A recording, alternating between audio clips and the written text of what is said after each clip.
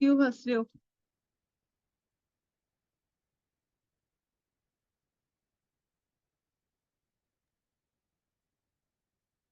एक minute Bluetooth disconnect हो। ये स्टार्ट क्यों नहीं कर रहे हैं? हाँ हाँ कर रहा हूँ दीदी, एक मिनट। आवाज आ रही है मेरी? नमो अरिहन्ताणं, नमो सिद्धाणं, नमो आयर्याणं, नमो अध्यायाणं, नमो लोये सवसाहुणम्।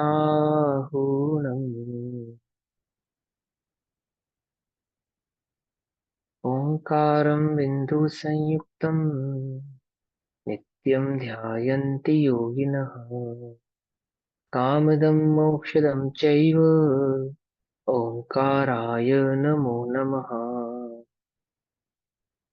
मङ्गलं भगवान् वीरो, मङ्गलं गौतमो गणी, मङ्गलं कुन्दकुन्दार्द्यो, जैनधर्मोऽस्तु मङ्गलम्। सर्वमङ्गलमाङ्गल्यं सर्वकल्याणकारकं, प्रधानां सर्वधर्माणां जैनं जयतु शासनम्। नमः समे साराय सानुभूत्या चकाशते चित्स्वभावाय भावाय सर्वभावान्तरच्छिदे।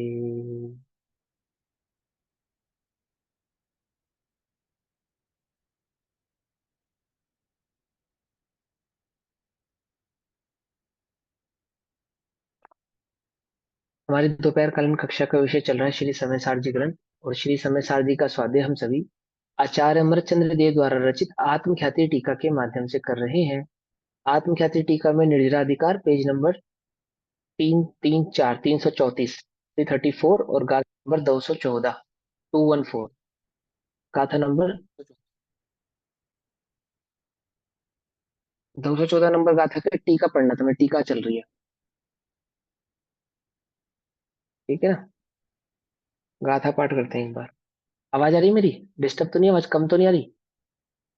प्रॉपर है ना? एमातिये दुविविहे सव्ये भावे अणेच्छदेणानि, जाणग भावो नियदो विरालम्बो दुसवत्थ, ये आदि विध भाव बहु, ज्ञानी नाइच्छे सर्व को, सर्वत्र आलंबन रहित बस, नियत ज्ञायक भाव सो। हम्म? एक ज्ञानी अनिच्छुक होने से अपरिग्रही होता है, और पर से सुख दुख की उसको इच्छा नहीं होती, अर्थात उसकी ऐसी मिथ्या मान्यता अज्ञान में भाव नहीं होने के कारण पर पदार्थ का अवलंबन भी नहीं वह लेता। एक निरावलंबन ज्ञायक भाव का ही अवलंबन, अवलंबन अर्थात उसमें ही अपने उपयोग को नित्य ज्ञानी रखता है। ऐसा होने से वह कैसा है? ऐसा होने से वह अपरिग्रही है, ये भाव चल रहा है। एवं अधिकांतु इत्यादिक विविधान, अनेक प्रकार के सर्वान भावान च सर्व भावों को, इस प्रकार विविध प्रकार के सर्व भावों को, भावों को अर्थात जो पान यानी कि पेय पदार्थ संबंधी, भोजन पदार्थ संबंधी और अन्य परिग्रह पदार्थ संबंधी जो भी विकल्प आदि ज्ञानी के देखे जाते हैं, इन सर्व भावों को ज्ञानी नहीं चाहता, उनकी इच्छा नहीं करता। नहीं चाहता अर्थात उसमें एकत्व ममत्व कर्तृत्व और भोक्तृत्व बुद्धि उसको नहीं है। ठीक है, ध्यान रखना, नहीं चाहते का भाव समझना। पुण्य स्थान प्रमाण जो विकल्प आदि होते हैं वे तो होते हैं, परंतु उनमें क्या नहीं है? उसकी एकत्व ममत्व बुद्धि नहीं है। ऐसा क्यों बता रहे हैं हम? कि तुम्हें यदि ये विकल्प नहीं उत्पन्न हो रहा, इच्छा नहीं हो रही किसी की, तो तुम स्वयं को ज्ञानी मान लो। तो विकल्प के आधार पे कोई ज्ञानी नहीं है, उस इच्छा के आधार पे कोई ज्ञानी नहीं है, क्योंकि जो हमें इच्छाएं होती हैं वो 25 कषाय जो होती है ना, जिनको 9 कषाय कहते हैं, वे ये तो उन संबंधी विकल्प हैं जिसमें रति, अरति, हास्य, जो भय, जो जुगुप्सा स्त्री वेद, पुरुष वेद, नपुंसक वेद आदि जो भेद होते हैं ना, ये उस संबंधी विकल्प है। लेकिन जो वास्तविक में अनंतानुबंधी का अभाव हुआ है उसको यहाँ इच्छा कहा। अज्ञान में भाव, ज्ञानी को अज्ञान में भाव नहीं होने के कारण इच्छा नहीं है। पकड़ में ही बात। तो अज्ञान में भाव किसको कह रहे हैं? मिथ्यात्व को, यानी कि पर पदार्थ के संदर्भ में जो अज्ञानी को मान्यता है ऐसी मान्यता ज्ञानी को नहीं है। नहीं चाहता भाव, ज्ञानी को इच्छा नहीं होती, नहीं चाहता। सर्वत्र निरालंब तू। सर्वत्र, सर्वत्र माने हमेशा, हर जगह। सर्वत्र माने हम, ऑल टाइम, हमेशा। वह जिस भी स्थिति में और परिस्थिति में है। चार गति, चार गतियों में, 84 लाख योनियों में तो नहीं कहेंगे, लेकिन संघी पंचेंद्रिय पर्याय की जिस भी अवस्था में वह ज्ञानी मौजूद है, अवस्थित है, और जिस भी वह गुण स्थान में है। पहले गुण स्थान में तो ज्ञानी होगा नहीं, दूसरे में नहीं होगा, तीसरे में नहीं होगा, तो चौथा, पांचवा और छठा, क्योंकि सातवां गुण स्थान निर्विकल्प गुण स्थान है। सातवें से ऊपर के जो गुण स्थान है उनमें विकल्प भी नहीं होते, ना के बराबर ही होते हैं, तो निर्विकल्प गुण स्थान इनको मानो। तो विकल्प के गुण स्थान कौन कौन से होंगे? चौथे, पांचवे और छठे, तीन गुण स्थान विकल्प के गुण स्थान हो गए ज्ञानी। तो सर्वत्र यानी कि किसी भी गुण स्थान में परिणमता हुआ और किसी भी प्रकार के विकल्पों में परिणमता हुआ सर्वत्र, सभी में निरालंब है। निरालंब है अर्थात पर का अवलंबन लेता नहीं है, पर से सुखी दुखी होना मानता नहीं है। वह नियत ज्ञायक भाव, अनिश्चित ज्ञायक भाव ही है। एकमात्र ज्ञायक भाव की ही उसको अनुभूति है, एकमात्र ज्ञायक भाव का ही उसको श्रद्धान है। हाँ बोलो। ऊपर से सातवें से ऊपर के सभी गुणसान निर्विकल्प के ही होते हैं मतलब निर्विकल्प उन्हें होते हैं, हाँ। संतुलन से सहायता जितना उदय रहता है उतने भी विकल्प नहीं होते। विकल्प नहीं होते हैं तो उनके ज्ञान का विषय नहीं बनते। यदि ज्ञान का विषय बनेंगे तो गुणस्थान नीचे गिरेगा। पकड़ में ये बात। जो विकल्प होते भी ना संजनन कषाय संबंधी, वो विकल्प भी होते हुए भी उस छदमस्त के ज्ञान का विषय नहीं बन पाते। जैसे ही विकल्प छदमस्त के ज्ञान का विषय बनेगा तो गुणस्थान डाउन, नीचे आ जाएगा। पंचम काल में तो सातवें से ऊपर गुणस्थान नहीं होता, लेकिन यदि काल की अपेक्षा से बात न करें, मात्र गुणस्थानों की अपेक्षा से बात करें, तो सातवें गुणस्थान से लेकर ऊपर के जितने भी गुणस्थान है वो निर्विकल्प गुणस्थान है। कौन सा ध्यान है वहां पे? सात आठ के ध्यान से शुक्ल ध्यान है। उसमें ध्यान है। ठीक है ना? शुक्ल ध्यान है आठवें गुण स्थान पे। और शुक्ल ध्यान जो होता है वो कैसा होता है? निर्विकल्प होता है। अब निर्विकल्प होता है कहने का तात्पर्य बस इतना ही है कि जो विकल्प होता है वो उनके ज्ञान का विषय नहीं बनता, इतना सूक्ष्म होता है, क्योंकि उपयोग स्थिर होता है स्वयं। अंतर मुहूर्त मात्र में तो केवल ज्ञान प्रकट हो जाएगा। अब अंतर मुहूर्त तक तो उपयोग स्वयं में टिक नहीं रहा है। यदि उपयोग अंदर बाहर भी जा रहा है, हो रहा है ना, तो उसी अपेक्षा से गुणस्थान भी घटता बढ़ता है, घटता बढ़ता है। तो जो गुणस्थान घटता है तो विकल्प ज्ञान का विषय बनता है।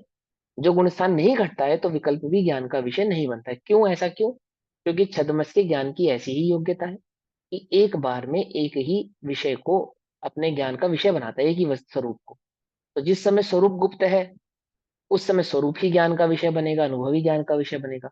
और जिस समय विकल्प ज्ञान का विषय बनेगा उस समय स्वरूप की अवस्था यानी कि अनुभूति ज्ञान का विषय नहीं बनेगी। आई बस जो समझ में? इसमें वाला ध्यान करते हैं, जो लोक का ध्यान करते हैं ना, वो कौन सा ध्यान होता है?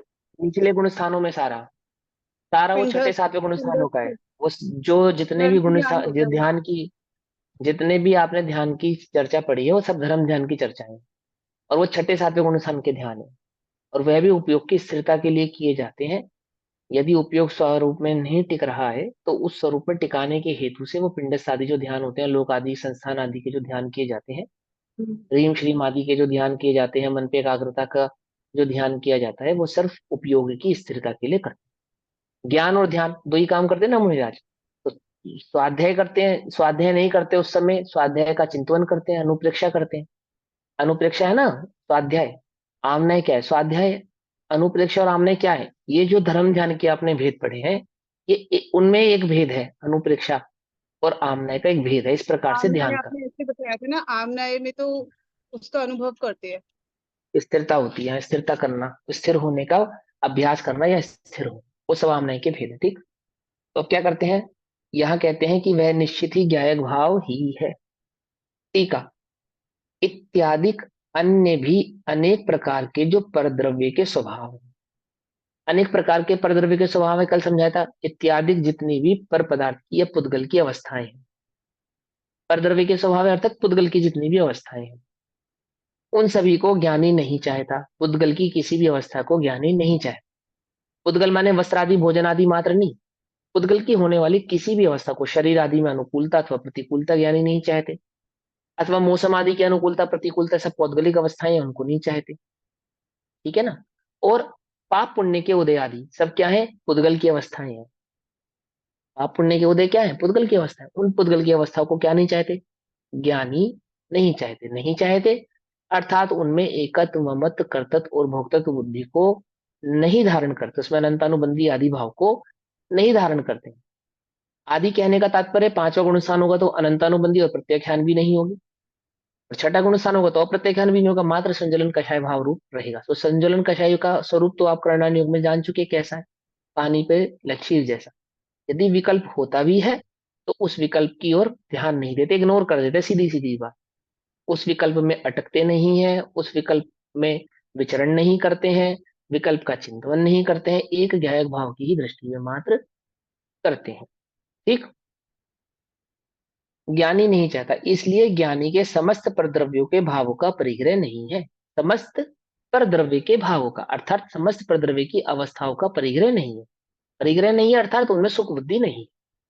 ठीक है, उनको ग्रहण करने का भाव नहीं, उनके होने का भाव नहीं, ऐसा हो ऐसा परिणाम नहीं किसके, ज्ञानी के।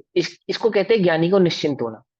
अर्थात वह ये इसको कहते हैं कि ज्ञानी ये जानता है कि पुद्गल की जो अवस्था होनी है फिक्स है। प्रत्येक परमाणु की प्रत्येक पर्याय की जिस प्रकार से जिस पर्याय का जो परिणमन होना है उसको अपने अपने हिसाब से परिणमाना नहीं चाहता। लेकिन नहीं परिणमाना चाहता कौन, ज्ञानी की बात। परिणमाना ही नहीं चाहता कि वो अपने स्वरूप में अपने स्वभाव में स्थित है और पर पदार्थ की इच्छा नहीं करता, अर्थात उसमें अनुकूल प्रतिकूल ऐसा विकल्प धारण नहीं करता। इस प्रकार ज्ञानी के अत्यंत निष्परिग्रहित्व सिद्ध हुआ। इससे यह सिद्ध होता है कि ज्ञानी कैसा है, निष्परिग्रहित्व है, परिग्रहपना नहीं है। नहीं है परिग्रहपना, नहीं है परिग्रह को धारण करने का भाव नहीं है, परिग्रह में सुख दुख बुद्धि नहीं है। अपने को ज्ञानी होना है नहीं होना है, पर्याय अपेक्षा से ज्ञानी होना है या नहीं होना है, संवेदनशील प्रकट करना है या नहीं करना है। तो दो बातें समझे ना, एक बात परिग्रह बुद्धि नहीं हो और परिग्रह में सुख दुख बुद्धि ना हो। परिग्रह बुद्धि नहीं हो अर्थात जो मिथ्या मान्यता हमारी पर पदार्थ के संदर्भ में है उससे छूटने का उपाय करना है। विकल्प आदि से मात्र विकल्प आदि के बदलने से छूटे नहीं हो ऐसा विचार मत करना कि मेरा स्वर्ण आदि से विकल्प टूट गया है तो मेरा परिणाम सुधर गया है। उसको परिणाम नहीं कहते, पिछली कक्षा में ध्यान से समझा है ना, उसको फिर सुनना और बहुत ध्यान से निर्णय करना कि इसको विकल्प, इन विकल्पों को परिणाम नहीं कहते। मूल में जो अंतरंग में धारणा है जीव के अनादि से, उस धारणा के बदलने का नाम है। ये परिणाम तो हो चाहे नहीं हो, उल्टा मत पकड़ना बात को, परिणाम हो चाहे नहीं हो इनमें कोई दम नहीं है। इनमें कोई दम नहीं, इन लेश्याओं में कोई दम नहीं है। समझिए बात। लेश्याओं के माध्यम से कषाय समझाते हैं, लेश्याएं कषाय नहीं होती, हमेशा ध्यान रखना। फिर समझाऊं, लेश्या के परिणाम माध्यम को से आप यहाँ कषाय अभिप्राय कह रहे हो? अभिप्राय है, वो मूल परिणाम उसी को कहते हैं। मूल परिणाम कहना यानी अभिप्राय कहना, इसको भी इन विकल्पों को भी परिणाम कहते हैं। ये भी समझाया मैंने, इन विकल्पों को भी परिणाम कहते हैं, पर ये वास्तविक परिणाम नहीं है। ये क्या है, ये वास्तव में लेश्याएं हैं। लेश्या किसको कहते हैं, लेश्या क्या होती है देखो, मिथ्यात्व और कषायों कषाय से, को कषायों से अनुरंजित परिणाम को लेश्या कहते हैं। कषाय को मापने का। हाँ, मापने का पैमाना है ना। लेकिन अब अब कषाय को मापने का पैमाना, पैमाने को ही यदि कषाय समझ लो, थर्मामीटर को बुखार समझ लो आप, फिर क्या होगा। थर्मामीटर में जो बुखार है वो थर्मामीटर का बुखार नहीं है, न थर्मामीटर को बुखार है न थर्मोमीटर बुखार है। बुखार आदमी में है जिसको, ऐसी कषाय आदमी में है, लेश्याओं में नहीं है। समझ गए बात, लेश्या में नहीं है शायद। जीव, तो जीव को अपनी कषायों को जीतना है, समझ में ना ऐसा। तो निष्परिग्रह सिद्ध हुआ ज्ञानी के, ज्ञानी के निष्परिग्रह भाव एक।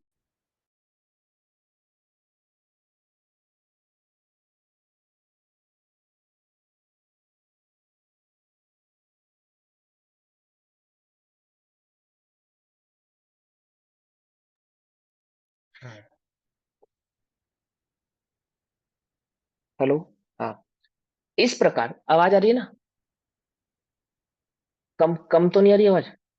कम आ रही ठीक है? आ रही है एकदम। नहीं, नहीं ठीक। नहीं, ठीक हाँ। आ रही है। इस प्रकार समस्त अन्य भावों के, इस प्रकार समस्त अन्य भावों के, अन्य भावों के अर्थात ये तो हमने एग्जाम्पल के तौर पे समझा है, और समस्त जितने भी भाव है, परिग्रह से शून्यत्व के कारण अर्थात परिग्रह को ग्रहण करने की बुद्धि नहीं होने के कारण जिसने समस्त अज्ञान का वमन कर डाला है ना, ये कल की कक्षा में इसको क्लियर किया था, समस्त अज्ञान का वमन कर डाला है, ऐसा यह ज्ञानी सर्वत्र अत्यंत निरालंब होकर नियत ऑलवेज संकोच किरण एक ज्ञायक भाव रहता हुआ एकमात्र ज्ञाता दृष्टा भाव को धारण करता हुआ चैतन्य भाव को, ज्ञायक भाव यानी कि एक चैतन्य का अनुभव करता हो, एक चैतन्य का उपयोग में स्थिर होता हुआ साक्षात विज्ञान घन आत्मा का अनुभव करता है, जो मात्र ज्ञानमय है, विज्ञान घन है, ऐसे आत्म स्वभाव का निज परमात्म तत्व का अनुभव करता है। किसका अनुभव नहीं करता? परिग्रह का अनुभव नहीं करता।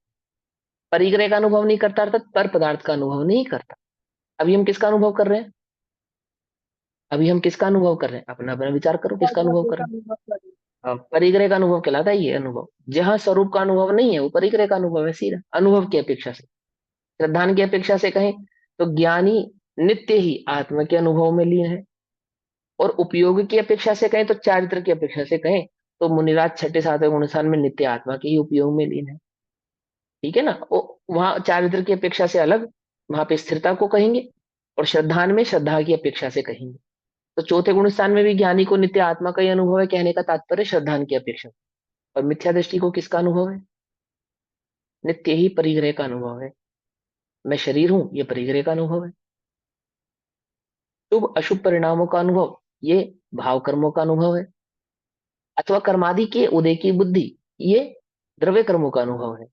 इसका अनुभव नहीं है? एक निज चैतन्य भाव का उसको अनुभव नहीं है, एक निज चैतन्य ज्ञान भाव का या विज्ञान घन भाव का अनुभव नहीं, अनुभव नहीं है। ठीक है, अनुभव प्रकट करने का पुरुषार्थ भी नहीं करता। क्या वो पुरुषार्थ भी कैसा कर रहा है? सम्यक पुरुषार्थ न करके मिथ्या पुरुषार्थ, मिथ्या पुरुषार्थ में लगा हुआ है। ठीक है ना? सम्यक पुरुषार्थ कैसा है? सम्यक पुरुषार्थ का निर्णय करे तो सम्यक पुरुषार्थ होवे, सम्यक पुरुषार्थ का निर्णय करे तो सम्यक पुरुषार्थ होवे, और सम्यक पुरुषार्थ का निर्णय नहीं करने के कारण, ठीक है ना, सम्यक पुरुषार्थ भी उसकी वर्तता नहीं है। अब कलश नंबर 146, भावार्थ पढ़ते हैं पहले इसका। पुण्य पाप अशन पान, ये चार गाथाएं पढ़ी। पाप पुण्य के संदर्भ में इसको धर्म और अधर्म के माध्यम से समझाया। अशन माने भोजन और पान माने पेय पदार्थ। पुण्य पाप अशन पान इत्यादि समस्त अन्य भावों का, इसके ये चार भाव की मुख्यता से समझाया। अन्य समस्त भावों का ज्ञानी को परिग्रह नहीं है। अन्य समस्त भावों का ज्ञानी को परिग्रह नहीं है। फिर से क्लियर करता हूं। पाप, पुण्य पाप यानी कि शुभ अशुभ, अशन यानी भोजन आदि, पान आदि पेय पदार्थ आदि, इत्यादि समस्त अन्य भावों का, यानी कि वस्त्र आदि, व्यापार आदि, स्त्री पुत्र आदि, है ना, मकान दुकान आदि, ये सब गुण स्थान प्रमाण, कौन से गुण स्थान में कौन सा उसके विकल्प होगा, तो ये विकल्पों की बात नहीं है। गुण स्थान प्रमाण तो विकल्प होगा, और गुण स्थान प्रमाण विकल्प अनुसार उसकी प्रवृत्ति भी होगी। तो भी क्या कहते हैं? ज्ञानी को परिग्रह नहीं है। परिग्रह नहीं है अर्थात उनमें सुख बुद्धि नहीं, एकत्व ममत भाव नहीं।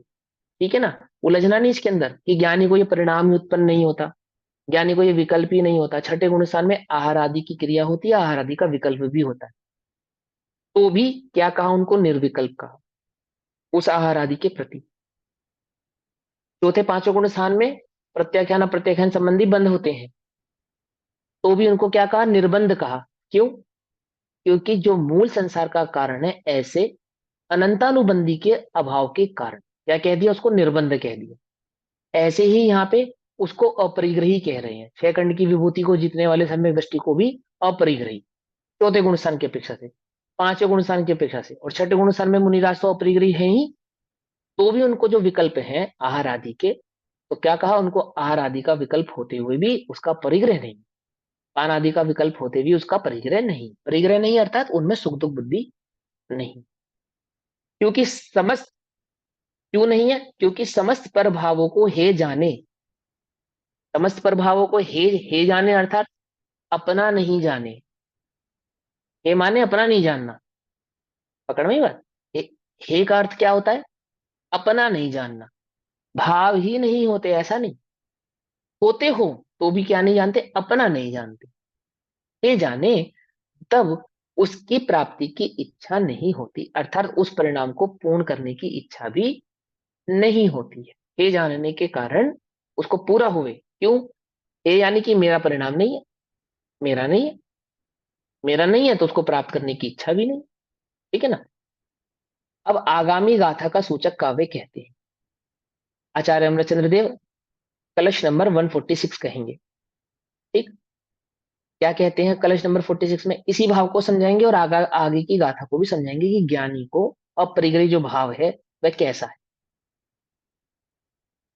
पूर्वबद्ध निज कर्म विपाकाद ज्ञानिनो यदि भव्यत्युपभोगः तद्भवत् वियोगान नून में तीन परिग्रह भावम। क्या कहते हैं? पूर्वबद्ध, पूर्व में बंधे हुए, निज कर्म विपाकाद, अपने ही अपने अज्ञान भाव के द्वारा अथवा अपनी कषाय भाव के द्वारा बांधे गए जो पूर्व में कर्म है, बांधे गए जो पूर्व में कर्म है। अभी हमारे पास जो कर्म का उदय है वो हमने पहले बांधा है। किस अवस्था में? मिथ्यात्व की अवस्था और कषाय की अवस्था। दो बातें समझा रहे हैं। या तो मिथ्यात्व के कर्म के उदय की अवस्था में कर्म बांधता है जी, और कषाय आदि की अवस्था में भी कर्मों का बंधन होता है। ऐसा क्यों कहा? मिथ्यात्व और कषाय में अंतर क्यों डाला? कि अनंतानुबंधी की अपेक्षा से जो बंधन है वो मिथ्यात्व में डाला, और अनंतानुबंधी के अभाव के बाद जितना भी कर्म बंध है वो कषायों में डाला। अप्रत्यक्षन, प्रत्यक्षन और संजुलन, कर्म बंध वहां पे भी है। तो क्या कहते हैं? पूर्वबद्ध निज कर्म विपाकाद, अपने द्वारा बांधे गए कर्मों का उदय। पूर्वबद्ध अपने कर्म के विपाक के कारण, विपाक माने उदय के कारण, विपाक का अर्थ है उदय, उदय के कारण। ज्ञानी ना यदि उपभोग भवती तत्भवतु, ज्ञानी के यदि उपभोग हो तो हो। देखो अभी जो पिछली गाथों में मैं क्लियर करता जा रहा हूं ना, उसी भाव को समझा रहे, बार बार समझाए ना कि विकल्प ही नहीं होता ऐसा नहीं है, विकल्प ही नहीं होता ऐसा नहीं, प्रवृत्ति ही नहीं होती ऐसा नहीं है, प्रवृत्ति होती है, विकल्प होता है, तो भी उसको अपरिग्रही कह रहे हैं, तो क्यों कह रहे हैं?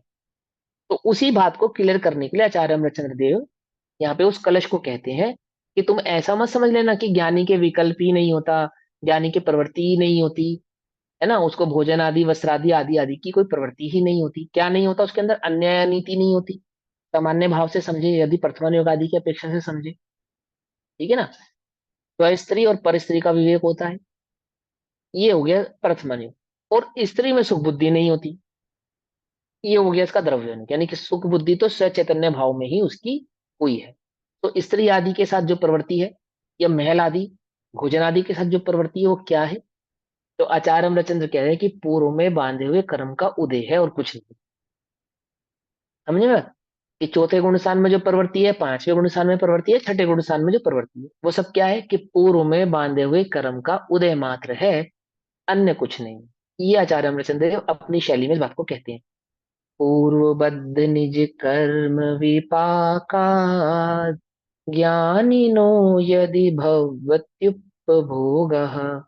तद्भवत्वच्चराग वियोगान नून मेति न परिग्रह भावम। नून मेति, नून मेति न परिग्रह भाव, न परिग्रह भाव नहीं है, कितना? नून, नून माने न्यून, थोड़ा भी, किंचित भी। क्या कहते हैं? पूर्वबद्ध निज कर्म विपाकाद, पूर्वबद्ध अपने कर्म के विपाक के कारण ज्ञानी न यदि उपभोग भवति तत् भवतु, अर्थात ज्ञानी के यदि उपभोग हो तो हो, उपभोग हो तो अर्थात भोग उपभोग की प्रवृत्ति होती है तो होती है, ठीक है, होती है।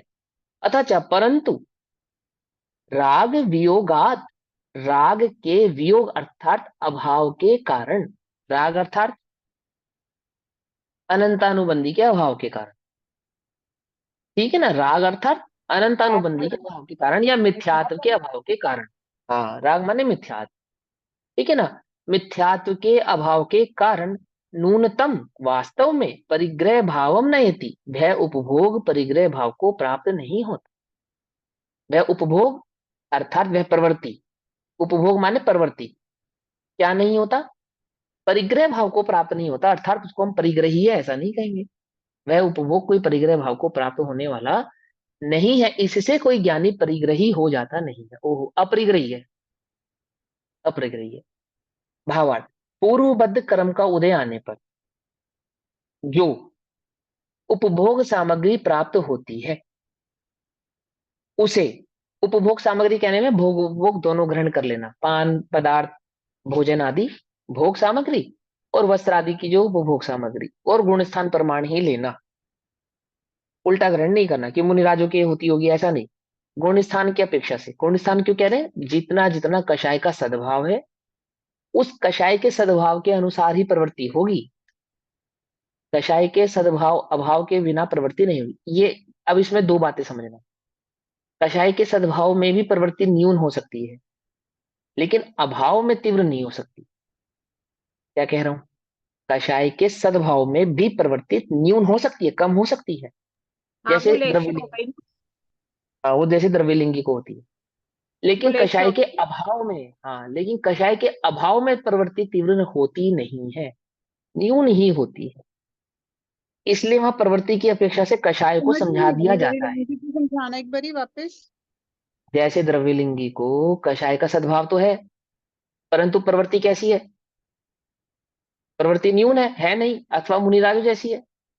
लेकिन किसी के कषाय का सद्भाव नहीं है, उसकी प्रवृत्ति तीव्र हो, ऐसा नहीं होता, ऐसा नहीं होता। यदि कषाय नहीं है तो प्रवृत्ति भी नहीं होगी।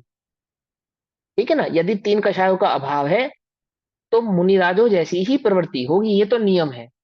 लेकिन प्रवृत्ति मात्र से कषाय का अभाव हो गया है, ऐसा नहीं। दोनों बातों को समझा रहे ना। तो ये बात किसके लिए समझा रहे, पर के लिए नहीं समझा रहे, स्वयं के लिए समझा रहे, स्वयं चैतन्य भाव की अनुभूति के लिए समझा रहे कि तुम अपनी प्रवृत्ति के आधार से मैं निकषाई हो गया हूं ऐसा मत मान लेना। तुम स्वयं अपनी प्रवृत्ति के अनुसार मुझे कषाय का सद्भाव अथवा अभाव है ऐसा मत समझ लेना। तुम्हारी प्रवृत्ति तुम्हारी कषाय को समझाएगी एक बात, और प्रवृत्ति मात्र को कषाय का अभाव मत मान लेना दो बात। समझ में आई बात, दोनों बातें समझ में आई, यानी हिस्सियात बात कि तुम्हारी प्रवृत्ति, जो प्रवृत्ति है तुम्हारी कषाय में विषयों में भोगों में, वह तुम्हारी कषाय को समझा रही है, एक बात। और यदि तुम्हारी प्रवृत्ति मंद भी है तो उसे कषाय का अभाव मत मान लेना कि मेरी कषाय मंद हो गई या मेरी कषाय का अभाव हो गया, ऐसा मत मान लेना। क्यों, निज चैतन्य भाव का अनुभव किया या नहीं किया। प्रवृत्ति करने का उपदेश नहीं दे रहे हैं, प्रवृत्ति तो होगी नहीं, लेकिन प्रवृत्ति मात्र के नहीं होने से मैं धर्मात्मा हो गया हूं अथवा मुझे कुछ धर्म हुआ है, ऐसा नहीं मान लेना। तो दोनों बातों का समझा रहे ना आचार्य देव आपको, दोनों बातें समझना। ऐसा नहीं कि प्रवृत्ति तो हम जो मर्जी करें, मैं तो अपरिग्रही हूँ, वो तो निश्चयभाषी है, तो निश्चयभाषी है। कौन है ज्ञान भाषी, ज्ञानाभास किसको है, ज्ञान अभ्यास किसको है, ज्ञान अनुभूति किसको है, जिसको एक चैतन्य भाव की अनुभूति हुई है वह। अभी मुझे कौन सा आभास प्रकट हो रहा है, मैं निश्चयभाषी हूँ, व्यवहाराभासी हूँ, या उभयाभासी हूँ। ये जानने से ज्यादा बेटर है कि एक निज चैतन्य भाव की अनुभूति में अपने उपयोग को लगाओ। जो भी तुम्हें आभास होगा वो अपने आप टूट जाएगा। क्या, मिथ्यात्व का जो भी भाव प्रकट होगा ना, चाहे वो निश्चयभास हो, चाहे वो व्यवहाराभास हो, चाहे वो उभयाभास हो। क्यों कह रहा हूँ ये बात, क्योंकि निज चैतन्य भाव की अनुभूति तुम्हें प्रकट होगी तो वह कोई पर के द्वारा अपेक्षित नहीं होगी कि पर तुमको बताएगा, कोई दूसरा अन्य तुमको आके बताएगा कि तुमको अनुभूति हुई। वह तो साक्षात है, ये पिछली गाथाओं में समझा ना आचार्य देव ने। तुम्हें स्वयं जानने में आएगी कि मुझे वह अनुभव प्रकट हुआ है। वह स्वयं तुम्हारे ज्ञान का विषय बनेगा कि मुझे अनुभव प्रकट। पहले ये निर्णय करो कि मेरा स्वरूप क्या है, एक बात, और वह उस स्वरूप का मुझे अनुभव हुआ है या नहीं। अभी हम क्या कर रहे हैं, स्वरूप का निर्णय कर रहे हैं। निर्णय करने मात्र से कार्य होगा नहीं, कार्य कब होगा, अनुभव से, कार्य होगा अनुभव से। तो निर्णय कर रहे हैं, निर्णय करने के बाद उसको अनुभव करो, अनुभव के बल पे ही इस बात का डिसीजन होगा कि मुझे इस कषाय का अभाव है अथवा नहीं, मैं अपरिग्रही हूं या नहीं। ठीक, तो क्या कहते हैं, पूर्वबद्ध कर्म का उदय आने पर जो उपभोग सामग्री प्राप्त होती है, अर्थात जो कर्म का उदय प्राप्त होता है, उसे यदि अज्ञान में राग भाव से भोगा जाए तो, यानी मिथ्यात्व के साथ भोगा जाए तो वह उपभोग परिग्रहत्व को प्राप्त होता है, अर्थात वही परिग्रह कहलाता है। समझ में बात? यानी शॉर्ट में कहें तो अज्ञान भाव ही परिग्रह कहलाता है, ये कह रहे। क्योंकि ज्ञान में भाव के साथ भी उपभोग तो है, पर वह परिग्रह नहीं है। ज्ञान में भाव के साथ भी गुणस्थान प्रमाण आदि के साथ भोग तो है, उपभोग तो है, पर उसको परिग्रह नहीं कह रहे हैं। तो परिग्रह मूल में किसको कहा? मूलतः परिग्रह तो अज्ञान में भाव। अब मेरे अज्ञान भाव का अभाव हुआ या नहीं हुआ? पूछो अपने आप से कि मेरे अज्ञान में भाव का अभाव हुआ है या नहीं हुआ? निर्णय करो। अब तुम थोड़े थोड़े छोटे छोटे शुभाशुभ परिणामों में अटक जाते, थोड़ी सी मंद कषाय में अटक जाते हो, थोड़ा सा अरुचि की कषाय उत्पन्न हो जावे तो उसमें अटक जाते हो, है ना? अटको मत, निर्णय करो। क्या निर्णय करो? कि जिस स्वरूप का निर्णय मैं शास्त्र आदि के माध्यम से कर रहा हूँ, स्वाध्याय आदि के माध्यम से कर रहा हूँ, उस स्वरूप का मुझे अनुभव हुआ है या नहीं हुआ है? हुआ है या नहीं हुआ है? नहीं हुआ है तो क्या करो? कि निर्दयता पूर्वक क्या करो? भेद विज्ञान करो। निर्दयता पूर्वक, निर्दयता समझते हो? निर्दयता मतलब राग के भाव पे जरा सी भी दया मत करना। क्या कहा? राग के परिणाम पे, कषायों के परिणामों पे जरा सी भी दया मत करना। एकदम निर्दयता के साथ, कठोरता के साथ क्या करना? उन पे प्रहार करना। क्या प्रहार करना? उन्हें अपने से अत्यंत भिन्न देखना और एक ज्ञान स्वभाव का अत्यंत वेग पूर्वक निर्णय करना, अत्यंत वेगता के साथ। पकड़ में बात? उसको कह रहे हैं यहाँ पे। तो क्या कहते हैं? यदि उसे उसे यदि अज्ञानमय राग भाव से, अज्ञान में राग भाव से यानी कि मिथ्यात्व भाव से, ठीक, भोगा जाए तो वह उपभोग परिग्रहत्व को प्राप्त हो। परंतु ज्ञानी के अज्ञान में राग भाव नहीं होता। राग तो होता है, अज्ञान में राग नहीं होता। क्या मतलब? राग जो होता है वो चारित्र मोहिनी की जितनी कषाय विद्यमान है उस संबंधी राग तो होता है, मिथ्यात्व संबंधी राग नहीं होता। ठीक है ना? वह राग कैसा है? जब तक संयोजन कषाय है तब तक राग भाव का सद्भाव है, ऐसा मानो। परंतु वह राग भाव कौन सा है? अज्ञान में राग भाव नहीं है। इसलिए यहाँ पे स्पेशल इंगित किया इस बात को। क्या कहा? अज्ञान में राग भाव नहीं होता। ठीक है ना? वह जानता है, वह मतलब ज्ञानी जानता है कि जो पहले बांधा था वह उदय में आ गया और छूट गया। अब मैं उसे भविष्य में नहीं चाहता। ठीक है ना? अब ज्ञानी ऐसा चिंतन करता है या नहीं करता है, अब मैं ऐसा चिंतन करूं क्योंकि ज्ञानी को ऐसा चिंतन होता है, ऐसा नहीं है समझाने की अपेक्षा से कि ज्ञानी ऐसा जानता है। क्या जानता है? ये जो कर्म का उदय था ये आया और छूट गया, अब मैं भविष्य में से नहीं चाहता। तो जानता है का मतलब यह है कि जब उसने निज चैतन्य भाव का अनुभव किया है ना, उस अनुभव को ही ये कहा कि वह पर भाव को पर जानता है। क्या कहा? पकड़ में ही बात? जब उसने ये निर्णय किया कि ये चैतन्य भाव ही मैं हूं, ये अनुभव में उसके आया, तो इस अनुभूति का ही नाम है कि वह पर को पर जानता है। कोई पर को जानने का कोई नया विकल्प पैदा करता है ऐसा नहीं, होता भी है, मान लो नहीं भी होता है। तो मैं ये बात क्यों कह रहा हूं कि तुम इस विकल्प में मत अटकना कि वो पर है, वो पर है, वो पर है। एक चैतन्य भाव की अनुभूति में अपने उपयोग को लगाओ। पर को पर जानने से ज्यादा बेटर है स्व को स्वयं जानो। जब स्वयं में स्वयं चैतन्य भाव का अनुभव प्रकट होता है तो पर आपो आप ही पर झलकने लगता है। निज और पर का भेद जानकर, निज और पर का भेद जानकर यानी कि दोनों के स्वभाव को जानकर, निज का स्वभाव क्या है, पर का स्वभाव क्या है, ऐसा स्वभाव जानकर इसका अनुभव करो। स्व चैतन्य भाव का अनुभव करो, स्व चैतन्य भाव में उपयोग को लगाओ, स्व चैतन्य भाव की बुद्धि रखो निरंतर। कब तक? दारोण दारण, दारुण दारण जैसे आरी चलती है, बार बार उसकी आरी चलाते रहो स्व चैतन्य भाव की। वो स्व चैतन्य भाव निज ज्ञायक भाव का अनुभव होता है। उस अनुभूति का नाम है कि वह पर को पर जानता है। पकड़ में ही बात? तो क्या कहते हैं?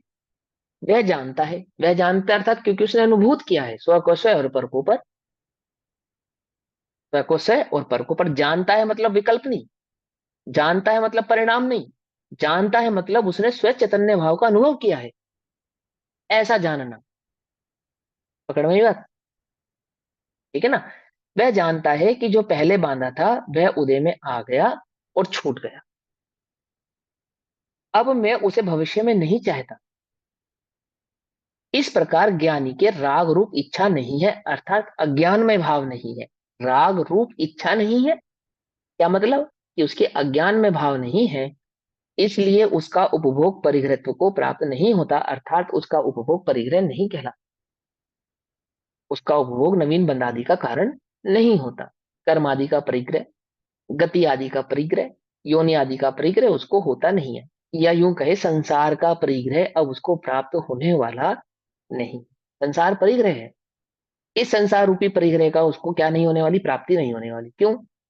क्योंकि उसने अज्ञान में भाव का नाश किया है, वमन किया है, और ज्ञान में भाव का को अनुभूत किया है, प्रकट किया है, अर्थात पचाया है। जो भोजन हम पचाएंगे वो हमारे शरीर में क्या देगा? शक्ति देगा। सीधी सी बात। तो ज्ञान में भाव को पचाया है मतलब मैं चैतन्य भाव उसका अनुभव किया है, अब उसकी शक्ति उसको प्रकट हुई है। अचिंत्य शक्ति स्वयं देवा सुख बुद्धि का ने, अनुभव हुआ है। है ना, अपने अपने अचिंत्य देव की शक्ति प्रकट हुई है, उसको अचिंत्य शक्ति स्वयं देवा। और पर भाव का क्या हो गया? वमन हो गया। ठीक है ना, उसकी बुद्धि उसने तोड़ दी। तो पर भाव की बुद्धि तोड़ने के कारण, यानी मिथ्यात्व का अभाव होने के कारण, मिथ्यात्व के कारण जो संसार का परिग्रह उसको एकत्रित होता था, अनादि से हो रहा है ना, अब वह परिग्रह उसको प्राप्त नहीं होता। क्या हो गया? वो अपरिग्रही हो गया। अपरिग्रह क्या है? परिग्रह, वास्तविक परिग्रह क्या है? ये संसार बाहर से देखे तो परिग्रह है। आगामी गति में जाने का बंद कर रहे हो, नहीं कर रहे हो? कौन सी आगामी गति में कौन सी गति में जाने का बंद कर रहे हो? एक गति, एक गति असंख्यात 84 लाख योनियों में जाने का निरंतर बंद हो रहा है। कब तक? कोई सीमा नहीं है, अनंत काल का बंद अभी वर्तमान में हो रहा है। कोई एक गति मात्र का बंद थोड़ी हो रहा है। अब ध्यान से समझना, मिथ्यात्व तो अनंत काल का बंद कर रहा है एक प्रति समय में। 70 कोड़ा कोड़ी है ना, तो वैसे समझो तो अनंत काल का, क्योंकि पता ही नहीं संसार से कब निकलेगा। मिथ्यात्व के साथ संसार से कब निकलेगा जी? अनंत संसार का बंद प्रति समय। और सम्यक के साथ अनंत संसार का अभाव प्रति समय। अनंत संसार का अभाव प्रति समय क्या हो गया? वो अपरिग्रही भाव हो गया। तो मूल परिग्रह अज्ञानमय भाव, और मूल अपरिग्रहित्वपना क्या है? ज्ञानमय भाव, यानी स्व चैतन्य भाव की अनुभूति। अब यहाँ कहते हैं कि ज्ञानी के त्रिकाल संबंधी परिग्रह नहीं। देखो ये बात आ गई। अब गाथा में क्या कहते हैं? त्रिकाल संबंधी परिग्रह नहीं है। जो भूतकाल में बांधे हुए कर्म थे उनका भी नहीं है, भविष्य का भी नहीं है, और वर्तमान में भी जो उपभोग आदि करता हुआ दिखाई देता है उसका भी उसको परिग्रह नहीं। उपनणोदय भोगो, उपनणोदय भोगो, वियोग बुद्धि तस्य सो नित्यम, संखामण गदस्त य उदयस्त न कुवेद देनानी।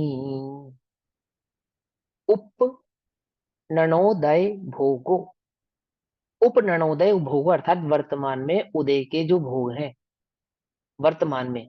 उप अभी समीप, उप माने समीप, समीप यानी नजदीक, यानी वर्तमान के, वर्तमान में जो उदय के भोग हैं, उदय अनुसार जो भोग है।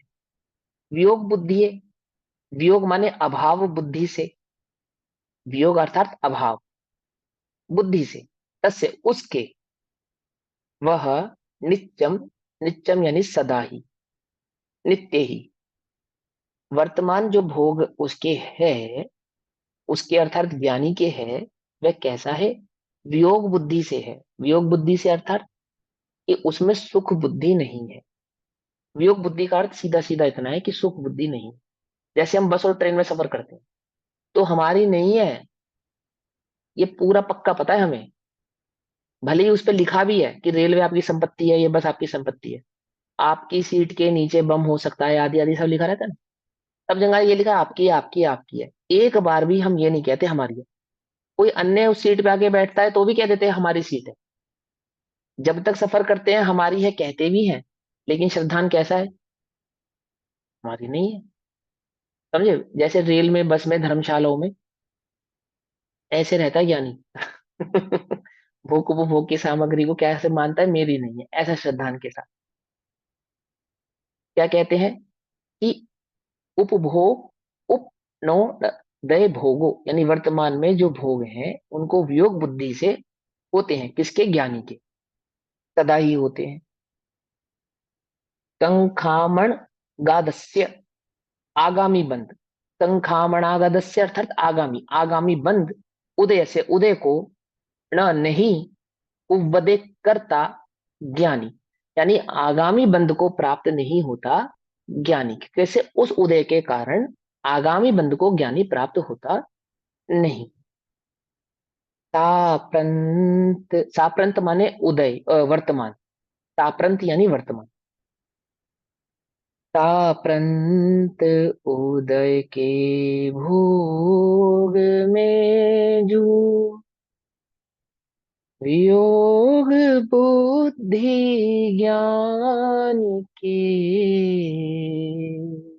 ज्ञानी के वर्तमान उदय में क्या है? वियोग बुद्धि। वर्तमान उदय में हमारी क्या है? संयोग बुद्धि। संयोग बुद्धि। ऊपर वाली उसकी कलश वियोग में तो बुद्धि। पूर्व बंध का बता दिया, और नीचे वाली हाँ, गाथा में वर्तमान और आगामी काल के कर्मों का उसका बताया वो है। जो ऊपर वाली गाथा में बताया वही नीचे, जो ऊपर कलश में बताया वही नीचे बताया, कि पूर्व में बांधे हुए कर्म को वर्तमान में भोगता हुआ भी वर्तमान में ना ही वह परिग्रह को प्राप्त होता है, ना भविष्य में होता है। वही बात इस गाथा में समझा रहे हैं, सेम टू सेम। ठीक है ना? हमारी क्या है उदय में? संयोग बुद्धि। ज्ञानी की उदय में क्या है? वियोग बुद्धि। पकड़ में ही बात है ना? बहुत ध्यान से समझने वाली बात है। हम वर्तमान उदय किस पक्ष से भोगते हैं? संयोग बुद्धि से भोगते हैं। और ज्ञानी वियोग बुद्धि से। अब बहुत ध्यान से समझना। ताप्रंत उदय के भोग में जो वियोग बुद्धि ज्ञान के, अरुभावी कर्म विपाक की कांक्षा नहीं ज्ञानी करे। ज्ञानी कांक्षा नहीं करता भविष्य में कर्म के उदय की। अभी तुम्हारे पाप कर्म का उदय हो, मान लो, है ना? तो क्या इच्छा रहती है? ना हो, ये पाप कर्म का उदय ना हो। इसी का तो मतलब है कि भविष्य में पुण्य का उदय चाहते। यही तो है इसका अर्थ। और क्या अर्थ है? क्या समझ रहे हो? उदय ही नहीं चाहता। ज्ञानी को कांक्षा ही नहीं है किसकी? उदय की। अर्थात उदय को अपना ऐसा नहीं मान। नहीं, हमने तो देखा है, रामचंद्र जी मानते हैं, भरत मानते हैं, अन्य मानते हैं। अरे तुम नहीं मानता, नहीं मानता। यदि तुम्हें ऐसा लगता है कि वे मानता है तो तुम्हें गलत लगता है। यदि तुम ऐसा मानते हो कि वे अपना मानता है तो तुम गलत मानते हो। किसने कहा अपना मानता है? आचार्य तो कह रहे नहीं मानता। कौन है वो नया आचार्य? कौन आया जिसने कह दिया अपना मानता है? केवली की संतति में तो ऐसा नहीं है। केवल ज्ञान में तो नहीं ऐसा झलका, वहां तो उसको अपना नहीं मानता, वो स्पष्ट कह रहे हैं। हाँ, तुम्हें अपना मानता हुआ दिखाई दे सकता है। तो मिथ्या दृष्टि तो ऐसे ही है, जो देखे सो उल्टा, सीधा देखता ही कहाँ है वो। क्या? अपना नहीं मान, छल ग्रहण करता है वो अपना मानता है, मैं भी अपना मानूंगा। अरे वो अपना नहीं मानता। क्या ग्रहण कर? कि तू भी अपना मत मान, ये ग्रहण कर। समझे भाई? ताप्रांत यानी वर्तमान, वर्तमान। ताप्रांत उदय के भोग में जो, अब भोग कोई कोई मात्र पुण्य का ही थोड़ी है, पाप का भी। 700 वर्ष तक कोड़ है, सर पे सिगड़ी जल रही है, सियालनी खा रही है। अथवा एक वो राजकुमारी जिसके शरीर से दुर्गंध आ रही है। ठीक है ना? कितने सारे उदय हैं, अकृत पुण्य है। उदय देखो, सिद्धि चक्र का, मैना सुंदरी का हस्बैंड श्रीपाल, चक्रवर्ती। और चक्रवर्ती बनने से पहले का उदय देखो। कितना पाप कर्म का उदय है ना। नाना प्रकार के कर्म के उदय ज्ञानियों के जीवन में।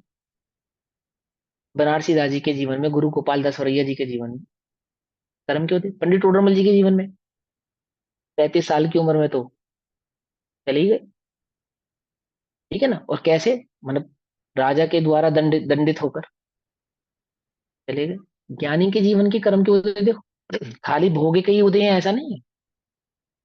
ठीक है ना। वे भी तो ज्ञानी है ना, पंडित टोडरमल जी भी तो ज्ञानी थे ना, उनके जीवन से भी तो सीखो कुछ। बनारसी दास जी भी ज्ञानी थे, उनके जीवन से भी सीखो। गुरु गोपाल दास वरैया जी भी ज्ञानी थे, उनके जीवन से भी सीखो। और भी अन्य अन्य कितने गुरुदेव, गुरुदेव जिनके आधार से आज हम स्वाध्याय कर रहे हैं, उनका जीवन देखो। ठीक है ना। कौन से पुण्य की इच्छा रखी और कौन से पुण्य की चाह रखी। और पुण्य का उदय भी आया, सो उसको ठुकरा दिया। ठीक है ना। ये परवाही नहीं करी क्या कि भविष्य में पाप कर्म का उदय आएगा तो कैसे झेलेंगे।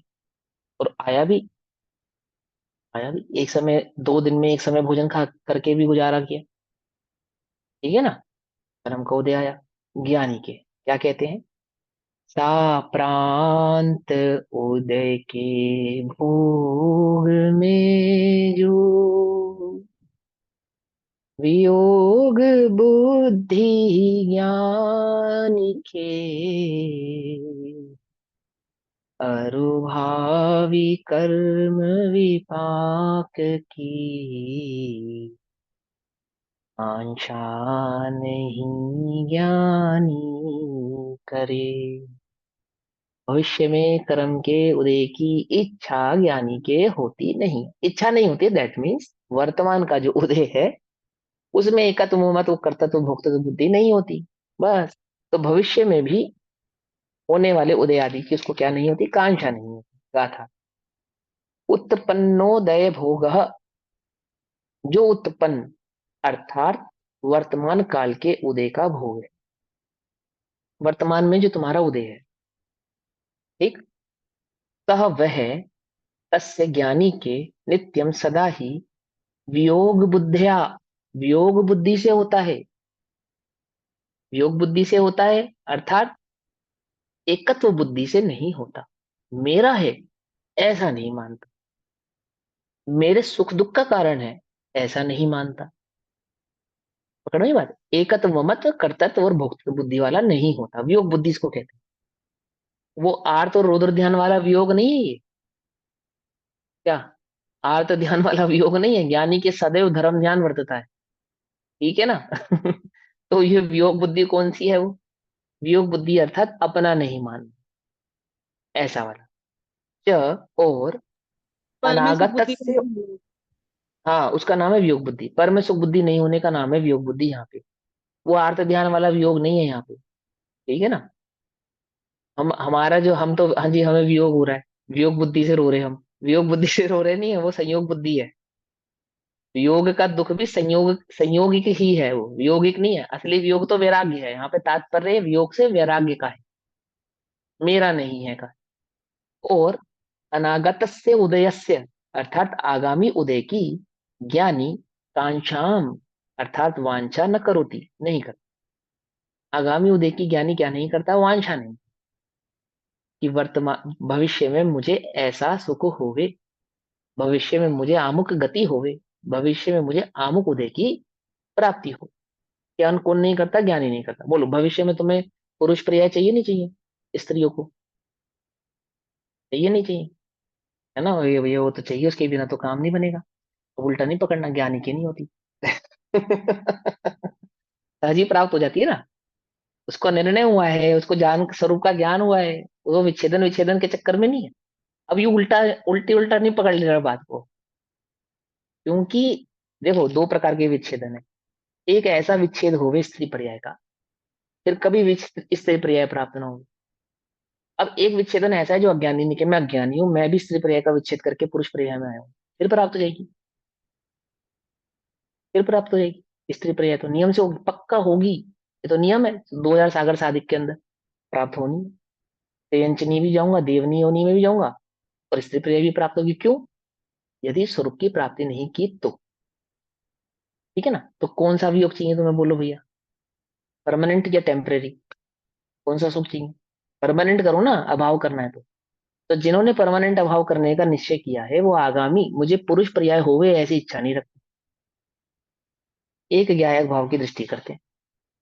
मुझे आमुक आमुक प्रकार की देह की प्राप्ति होवे, आमुक आमुक प्रकार के संयोगों की प्राप्ति होवे, ऐसी कोई इच्छा कांक्षा वांछा ज्ञानी के होती नहीं। निकांक्षित निर्वांशक ऐसा समझ में ना। मूलतः निकांशिक और निर्वांशक बात क्या है कि पर के संबंध में जो सुख बुद्धि नहीं है उसको निकांक्षा और निवांशा, ये है उसको, ये उससे मुझे सुख होगा ऐसी वांछा नहीं है, ये मेरे सुख का कारण ऐसी कांक्षा नहीं है। तो क्या हो गया वो, ज्ञानी के वांछा नहीं करता, कांक्षा वांछा न करोति नहीं करता। ठीक है। कर्म के उदय का उपभोग तीन प्रकार का होता है, अतीत वर्तमान और भविष्य काल का। ठीक है ना। कर्मोदयोपभोगस्तावत् अतीतः प्रत्युत्पन्नो नागतो व स्यातः, अनागतो प्रत्युत्पन्नो अनागतो व स्यातः। मूल गाथा में लिखा ना पहली लाइन, मूल टीका में, कर्म के उदय का उपभोग तीन प्रकार का होता है, अतीत वर्तमान और भविष्य काल का। इनमें पहला जो अतीत उपभोग है वह अतीतता व्यतीत हो चुका होने से के कारण ही परिग्रह भाव को धारण नहीं करता। पहले तो वो जो व्यतीत हो चुका है ये ज्ञानी की बात है, अज्ञानी का तो वह भी जो बीत चुका है वह भी उसका परिग्रह है। पहले ऐसा था, पहले ऐसा था, पहले ऐसा था।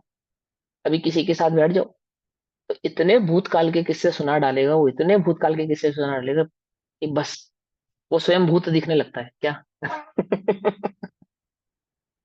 नहीं तो भूतकाल में जिएगा तो सो भूत, भूत माने वो वाला भूत प्रेत वाला भूत नहीं, जो भूतकाल में जिए वो भूत।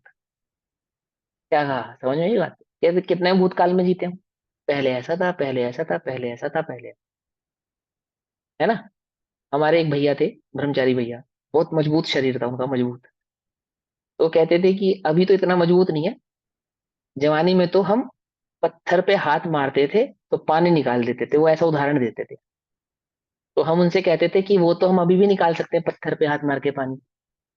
बोले कैसे, तुम्हारी तो देह इतनी कमजोर है। मैंने कहा वो बात अलग है कि पत्थर से नहीं निकलेगा, हमारी आंख से निकलेगा। और पानी तो निकलेगा, हम पत्थर पे हाथ मारेंगे और आंख से पानी निकलेगा हमारी। क्या समझाना चाह रहा हूँ कि भूतकाल में जीता है जी। अज्ञानी का भूत भी उसके आगामी बंध का कारण है, परिग्रह है उसका वो। ऐसा था, ऐसा था, ऐसा था। अब ऐसा नहीं है, टोटल वर्तमान को मिलान करता है ना, किससे, भूतकाल से मैच करता है, अच्छे को भी बुरे को भी। तो क्या कहते हैं, इनमें पहला जो अतीत उपभोग है वह अतीततः व्यतीत हो चुका होने के कारण ही परिग्रह भाव को धारण नहीं करता। किसके परिग्रह भाव को धारण नहीं करता, मतलब मेरा ज्ञानी की अपेक्षा से। हाँ। सुख बुद्धि तो परिग्रह है ही, है ना। हाँ। तो दुख बुद्धि हाँ, भी परिग्रह ही होगा। परिग्रह बिल्कुल है, बिल्कुल है, और क्या। परिग्रह चिंता दुखी जानो, सुख बुद्धि तो है, तुम्हारे को सुख थोड़ी है, बुद्धि तो सुख की है। है तो दुखी क्या। यदि तुम्हें परिग्रह में सुख बुद्धि है तो परिग्रह से सुख है, वास्तविक से देखा जाए तो दुखी दुख है, दुखी दुख है, सुख तो है ही नहीं। और बुद्धि दुख हो चाहे सुख, वह परिग्रह ही है। क्योंकि बुद्धि वास्तविक सुख और दुख परिग्रह नहीं है, उसमें जो एकत्वपना है वह परिग्रह है, उसमें जो ममत्व है वह परिग्रह है। वो सुख रूप भी होता है, वह दुख रूप भी होता है, अनुकूल भी होता है, प्रतिकूल भी होता है। व्यतीत हो चुका होने के कारण ही परिग्रह भाव को धारण नहीं करता ज्ञानी की अपेक्षा से। अज्ञानी के तो भूत भविष्य वर्तमान तीनों काल के उदय आदि सब परिग्रह ही हैं, ज्ञानी के नहीं है। वो कह रहे हैं कि जो व्यतीत हो चुका वह तो परिग्रह भाव को धारण करता ही नहीं।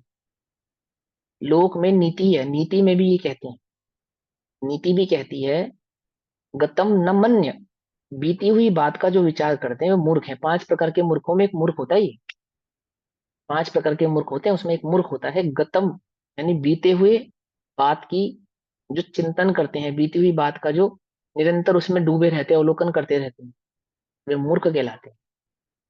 समझदार कौन है, लोक नीति में, लोक नीति में भी जो वर्तमान में जीता है उसको समझदार कहते हैं, इंटेलिजेंट कहते हैं। भविष्य में जीने वाले को भी शेख चिल्ली कहते हैं, उसको शेख चिल्ली कहते हैं। समझे नहीं। यदि तुम्हें अपना वर्तमान सुधारना है तो क्या करो, भविष्य सुधारना है तो वर्तमान सुधारो। सीधा सीधा, लोक में भी यही नीति है और धर्म में भी यही नीति है। एक समय भी जी तो भाव सन्मुख जी। तू स्वयं भगवान है, भगवान बनकर जी। समझ में बात? तो क्या कहते हैं, व्यतीत हो चुका होने के कारण ही परिग्रह भाव को धारण नहीं करता। ज्ञानी का अतीत उसके परिग्रह भाव को धारण नहीं करता है, क्योंकि व्यतीत हो चुका है। भविष्य उपभोग यदि वांछा में आता हो तो ही वह परिग्रह को धारण करता है, और भविष्य का उपभोग यदि वांछा में आएगा, है ना, कि भविष्य में ऐसा हो ऐसा हो ऐसा हो, तो वह परिग्रह भाव को धारण करता है। यहाँ ये समझा रहे कि जो व्यतीत हो चुका है वो तो कैसा परिग्रह, लेकिन फ्यूचर के जो इच्छाएं हैं वो सब परिग्रह ही जानो। लेकिन अज्ञानी की अपेक्षा से समझो, तीनों काल का परिग्रह साथ लिए घूमता है, ठीक है ना, समय भी। अब क्योंकि अपने अनादि भाव को तो जानता नहीं है, इसलिए ये ऐसा लिखा कि पिछली पर्यायों का तो जो उपभोग होकर खत्म हो चुका है वह तो परिग्रह भाव को धारण करता नहीं है, लेकिन आगामी पर्यायों में जो भाव होने वाला है, उदय होने वाला है, उनकी जो इच्छा और वांछा अज्ञानी के है वह परिग्रह भाव को धारण करती है। और जो वर्तमान उपभोग है वह यदि राग बुद्धि से हो रहा है तो ही परिग्रह भाव को धारण करता है। पकड़ में बात? जो वर्तमान का उदय है, वर्तमान का उदय यदि राग बुद्धि से भोगा जाता है, राग बुद्धि कहने का मतलब है अज्ञानता के साथ भोगा जाता है, अज्ञानमय परिणामों के साथ उसको भोगा जाता है, अर्थात मिथ्या बुद्धि से उसको भोगा जाता है। कि हम तो नहीं भोग रहे भाई, हम तो ज्ञाता दृष्टा है। ज्ञाता दृष्टा का अनुभव किया या नहीं किया ये बोलो। आप तो नहीं किया तो अज्ञान बुद्धि, ठीक है ना। तो कैसा है, वह राग बुद्धि से हो रहा हो तो ही वह परिग्रह भाव को धारण करता है। वर्तमान कर्मोदय उपभोग ज्ञानी के राग बुद्धि से परिवर्तमान दिखाई नहीं देता, अर्थात अज्ञान बुद्धि से दिखाई नहीं देता, क्योंकि ज्ञानी के अज्ञान में भाव, जो राग बुद्धि उसका अभाव हुआ है। देखो आगे ना बात, क्योंकि ज्ञानी के अज्ञान में भाव, जो राग बुद्धि उसका अभाव है, और केवल वियोग बुद्धि, वियोग बुद्धि यानी हे बुद्धि, हे बुद्धि यानी कि मेरा नहीं है, हे बुद्धि अर्थात मेरा नहीं है, वियोग बुद्धि अर्थात मेरा नहीं है, से ही परिवर्तमान वह वास्तव में परिग्रह नहीं है, जिसमें अपनत्व नहीं है, एकत्व नहीं है, मेरा नहीं है, हे बुद्धि है, उस वह वास्तव में कैसा है, परिग्रह नहीं, वह वास्तव में परिग्रह नहीं है ना। बैंक के कैशियर 1 करोड़ रुपया जमा करे एक दिन में, तो करोड़पति है या नहीं है? वो 25-30 हजार रुपये जो उसकी सैलरी है वो तो नहीं है। क्यों? वो जमा करता है हे बुद्धि से, उसको पता है मेरा नहीं है, मेरा नहीं है। समझ नहीं पा? ऐसे ही वर्तमान उदय हे बुद्धि, वियोग बुद्धि अर्थात मेरा नहीं है, ममत्व बुद्धि के अभाव से, एकत्व बुद्धि के अभाव से यदि भोगा जा रहा है, प्रवृत्ति दिखाई दे रही है, तो कैसा है, वह वास्तव में परिग्रह नहीं है। इसलिए वर्तमान कर्मोदय उपभोग ज्ञानी के परिग्रह नहीं है, परिग्रह रूप नहीं है। परिग्रह नहीं है अर्थात परिग्रह मय नहीं है, परिग्रह भाव नहीं। अनागत उपभोग तो वास्तव में ज्ञानी के वांछित ही नहीं है, यानी भविष्य में मुझे इस प्रकार का उदय होवे, इस प्रकार की गति होवे, इस प्रकार के सुख आदि की प्राप्ति होवे, ऐसा तो ज्ञानी के है ही नहीं। आगामी मतलब, बताओ बताओ, आगामी भविष्य मतलब? में, भविष्य भविष्य। में भविष्य हाँ, में। मतलब भविष्य, भविष्य मतलब क्या? कि मुझे मुझे सुख की संसार प्राप्ति ब्रह्मण ना हो हो, या अरे दुख ना भविष्य हो। मतलब, भविष्य मतलब संसार क्या, ब्रह्मण ना भविष्य वो हो, तो समझ। संसार ब्रह्मण। हाँ वो तो ठीक है, भविष्य मतलब अगली गति मात्र नहीं है। भविष्य जो कल है वो भी है, भविष्य जो भी 1 घंटे बाद होगा वो भी है। पकड़ में ही बात नहीं, पकड़ में ही। भविष्य कहने का तात्पर्य क्या है, मात्र अगली गति को भविष्य मत मान लेना कि अगली गति की इच्छा नहीं है। तुम्हें यदि कल की भी है, ज्ञानी के कल की है या नहीं है, कल की इच्छा है या नहीं है, बोले यदि वर्तमान में है बुद्धि है, प्रति नहीं, समय है बुद्धि वर्तने से आगामी समयों में भी है बुद्धि है। पकड़ में बात, यदि वर्तमान के उदय में है बुद्धि है, तो जो उदय अब 1 घंटे बाद होगा उसमें स्वबुद्धि होगी या है बुद्धि होगी? वो बुद्धि। में भी है बुद्धि होगी, सीधी सीधी सी बात। यहाँ अनागत यानी कि वो भविष्य कहने का तात्पर्य अगली गति मात्र मत समझ लेना, प्रति समय, एक समय बाद क्या उदय आने वाला है, बोलो अभी 1 घंटे बाद तुम्हें क्या उदय आएगा? पता ही नहीं। राजा सैनिक को नरक में, न राजा सैनिक को भगवान के समूह शरण में ज्ञात हो गया, क्या ज्ञात हो गया, क्या ज्ञात हो गया कि मैं नरक जाऊंगा। मैंने छोड़ दिया। नरक जाऊंगा। हाँ, उसने हे बुद्धि से सुन लिया कि मैं इतना दान करूं, इतना पुण्य करूं, इतना स्वाध्याय करूं, ये भगवान नरक, ऐसा कुछ हो सकता है, बदल जाए गति। नहीं, तो भगवान कोई उपाय बताओ, कोई उपाय बताओ भगवान आपके शरण में, मैं मुख्य श्रोता हूँ, कोई उपाय तो बताओ। पंडित जी कोई उपाय बताओ, हाथ देके कुंडली देके कोई उपाय बताओ, क्या उपाय बताओ। ये नरक का यार दोष टल जाए, कुछ तो करो। और मैं तो सम्यक दर्शन भी प्रकट कर चुका हूँ, हमने तो पढ़ा है सम्यक दृष्टि नरक में नहीं जाते। हे बुद्धि से सुन लिया, हे बुद्धि से क्या समझ लिए, मेरा नहीं है, समझे। हे बुद्धि यानी पर्याय बुद्धि नहीं है उसको। हे बुद्धि का मतलब समझ रहे हो, हे बुद्धि बहुत गजब की चीज है, अगर समझ में आए तो बहुत मार्मिक बात है। सुन लिया उसने, ठीक है, नरक जाएंगे बात। अभी समय हुआ, बाकी चर्चा कल करेंगे, तब तक के लिए सभी को जय जिनेन्द्र। ओम नमः सिद्धेभ्यः। निज निधि निज में बताई, यह अनंत उपकार है, उसके लिए जिनवाणी माँ को वंदना शतबार।